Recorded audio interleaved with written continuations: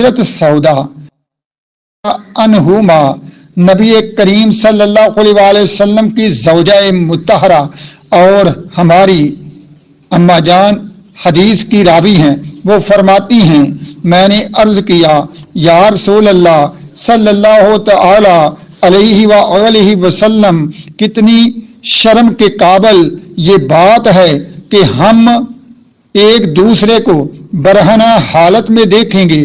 نبی کریم صلی اللہ علیہ وآلہ وسلم نے فرمایا کہ اس روز یعنی قیامت کے روز لوگ اپنی اس حالت سے بے خبر ہوں گے، لاپرواہ ہوں گے، جیسے دنیا میں برائی کرتے وقت انسان ننگی حالت میں بھی خود کو بھولے ہوئے ہوتا ہے اور اس کے دل میں یہ خیال تک نہیں آتا کہ میرا پروردگار برہنہ حالت میں مجھے دیکھ رہا ہے۔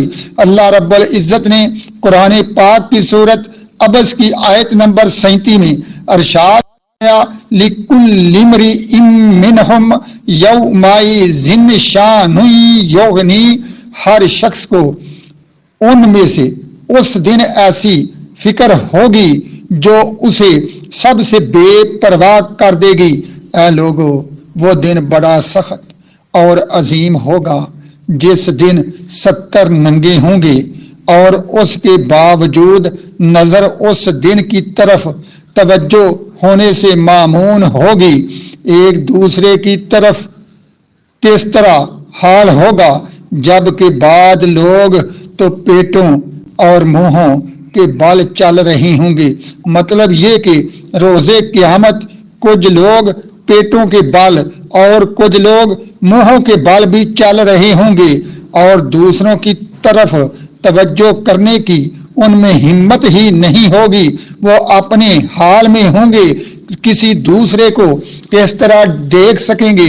گرامی قدر حضرات، آپ روزانہ سماعت فرماتے ہیں، بیان سمجھنے کی کوشش کیجئے اور یہ دل میں یقین پیدا کر لیجئے کہ قیامت آ کر رہنی ہے اور آخرت کے لیے ہمیں خود کو تیار کرنا چاہیے اور آخرت میں حساب دینے کے لیے اللہ کے پاس کھڑا ہونے کے لیے اپنے آپ کو تیار کرنا چاہیے۔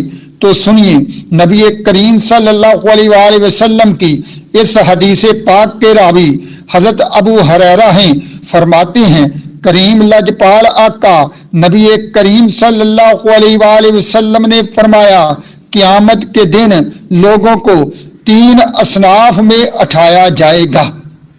پہلی یہ ہے، سوار ہوں گے کچھ لوگ قیامت کے روز اور کچھ لوگ پیدل ہوں گے اور کچھ لوگ جو ہے منہوں کے بال چل رہے ہوں گے۔ استغفر اللہ۔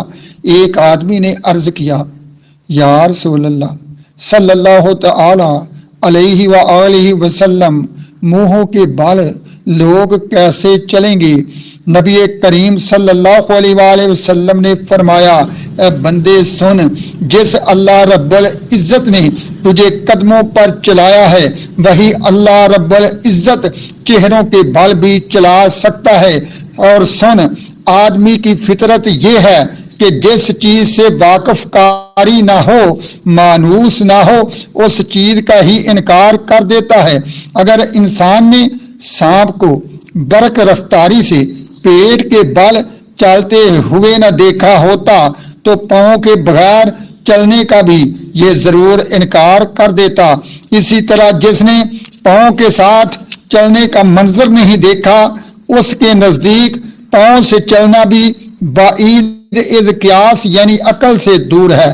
قیامت کے دن کسی بھی عجیب امر کا انکار کرنے سے بچو، صرف اس وجہ سے انکار نہ کرنا کہ دنیاوی قیاس اس کے مخالف ہے۔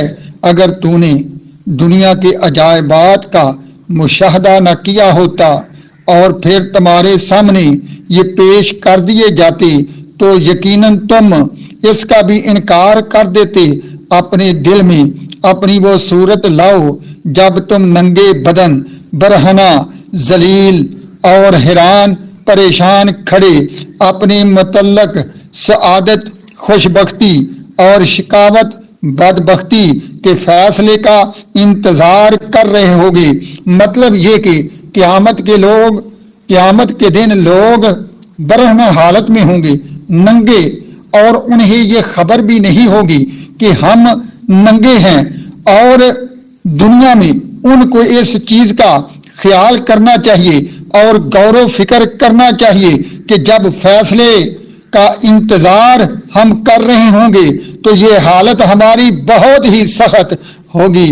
پھر مخلوق کی بھیڑ اور اجتماعی اکٹھ میں غور کرو اے لوگو، جبکہ میدان محشر میں ساتوں آسمانوں اور ساتوں زمینوں کے ملائکہ، جنات، انسان، شیاطین، وحشی جانور، درندے اور سواریاں جمع ہوں گی۔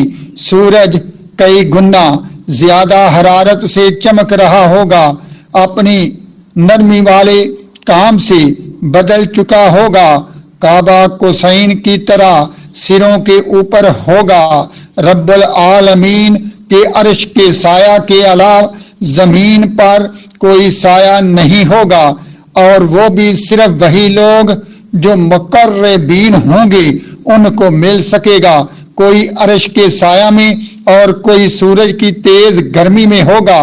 سورج اپنی گرمی سے پگھلائے گا، سورج کی شدت سے اس کا کرب اور غم سخت ہو جائے گا۔ پھر لوگ ایک دوسرے کی اوٹ لیں گے۔ سخت بھیڑ اور پاؤں پر پاؤں پڑنے کی وجہ سے لوگ ایک دوسرے کو دھکیلتے ہوں گے۔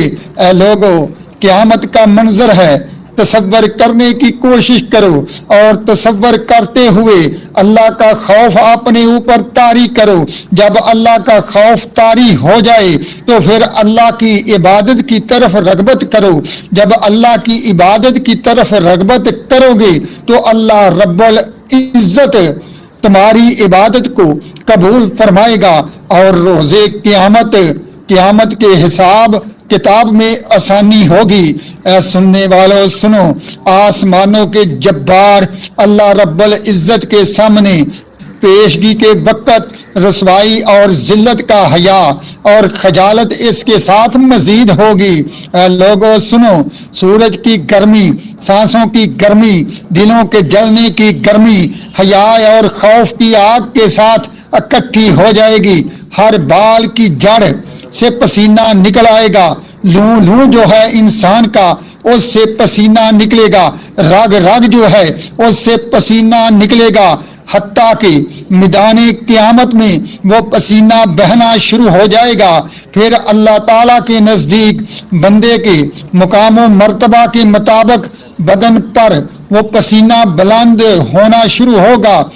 اور سنو، وہ پسینہ جو قیامت کے میدان میں بہہ رہا ہوگا، بعد کے گھٹنوں تک، بعد کی کوکھ یعنی پیٹ تک، بعد کے کانوں کی لو تک لوگ اس پسینے میں ڈوبے ہوئے ہوں گے۔ اللہ سے پناہ مانگیے